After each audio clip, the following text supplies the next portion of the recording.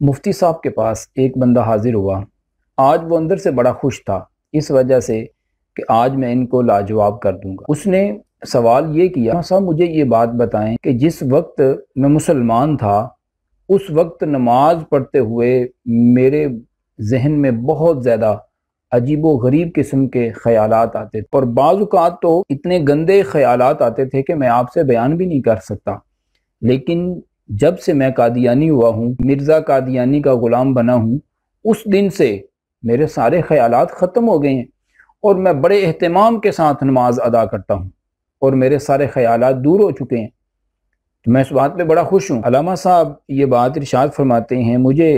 ایک سوال کا جواب دو کہ چور جب چوری کرتا ہے کس کمرے میں داخل ہوتا ہے؟ دو کمرے موجود ہوں تو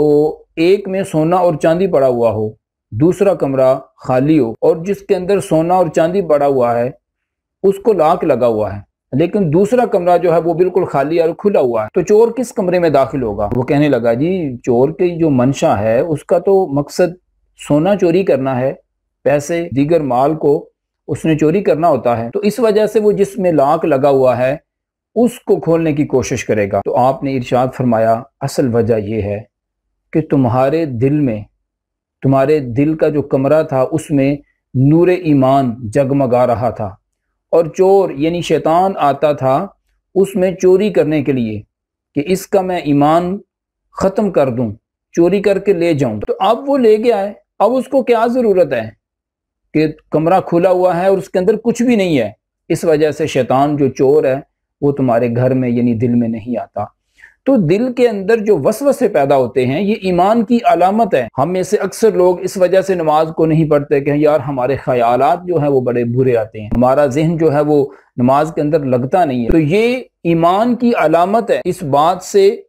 بندے کو خوش ہونا چاہیے کہ میرے اندر الحمدللہ ایمان موجود ہے، جس کی وجہ سے شیطان آتا ہے اور وسوسے ڈالتا ہے۔ نماز کے اندر یہی سوچتا نہ رہے بلکہ اپنے خیالات کو دور کرے اور نماز کو مکمل کرے۔ اسی وجہ سے تو حکم ہے کہ جب کھانا سامنے آ جائے تو نماز ادا نہ کرے، کیوں کہ یہ نہ ہو کہ نماز ساری کی ساری کھانا بن جائے، بلکہ پہلے کھانا کھائے تاکہ جو کھانا ہے وہ نماز بن جائے۔ وہ 7 بندے جن کو رب تعالیٰ عرش کا سایہ عطا فرمائے گا، ان میں سے ایک بندہ وہ ہے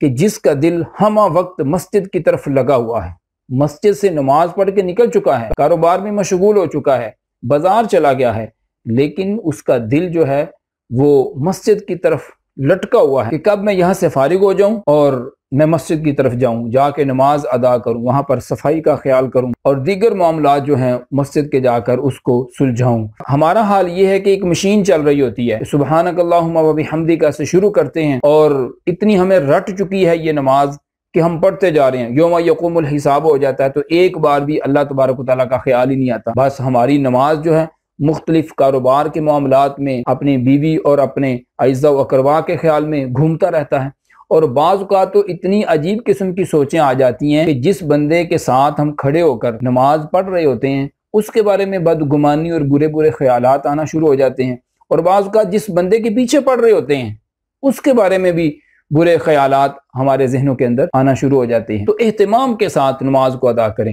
اس کا سب سے بہترین طریقہ یہ ہے کہ ترجمے کے ساتھ نماز کو ادا کیا جائے، ترجمے کو یاد کیا جائے۔ تو جب ہم ترجمے کے اوپر غور کریں گے تو یقیناً ہمارا دھیان جو ہے وہ نماز کے اندر رہے گا، اور یہ ہم خیال کریں کہ ہم کس کی نماز ادا کر رہے ہیں اور کس کے سامنے کھڑے ہیں، اور رب تعالیٰ تو ہمیں بڑے پیار کے ساتھ دیکھ رہا ہے اور ہم رب تعالیٰ کے ساتھ کلام کر رہے ہیں، اور اس میں پوری توجہ رکھ کر اللہ تبارک و تعالیٰ کی بارگاہ میں پیش ہو جائیں۔ اگر کوئی غلط خیال آ جاتا ہے تو اس کو دور کر کے نماز کو ترجمے کے ساتھ مکمل طور پر ادا کیا جائے، جس سے کافی حد تک ہمارے خیالات جو ہیں وہ کنٹرول ہو سکتے ہیں۔ اللہ وحدہ لا شریک حقیقی نماز ادا کرنے کی مجھے اور آپ کو توفیق عطا